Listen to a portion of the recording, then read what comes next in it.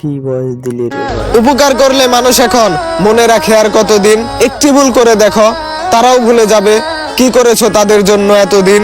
20 বছর পরিশ্রম করে সন্তানকে প্রতিষ্ঠিত বানায়, সেই সন্তানও তো তার মা বাবাকে ভুলে যায়। অনেকেই তো তার মা বাবাকে বৃদ্ধাশ্রমেও পাঠায়। উপকার করলে এখন আর কেউ মনে রাখে না, প্রয়োজন ফুরিয়ে গেলে কেউ আর কাউকে চিনে না। অল্প বয়সের প্রেম এ তো ভাই লাইফ চেঞ্জিং গেম।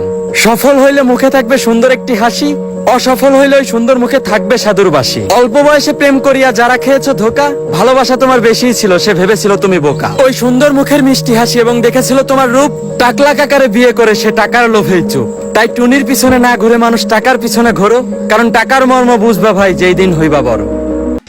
বাবার পর পরিবারের দায়িত্ব সন্তানকেই নিতে হবে। মানসিকভাবে প্রস্তুত না থাকলে পরিবারের জন্য পরিশ্রম করা কঠিন হবে। বাবা নামক বটগাছের ছায়া যেই দিন জীবন থেকে চলে যাবে, সেই দিন বুঝতে পারবে জীবনের আসল মানে। প্রতিটা বাবাই তার সন্তানের জন্য ভালো কিছু করে দিয়ে যাবে। আগে থেকেই জেনে রাখো, বাবার পর পরিবারের দায়িত্ব সন্তানকেই নিতে হবে।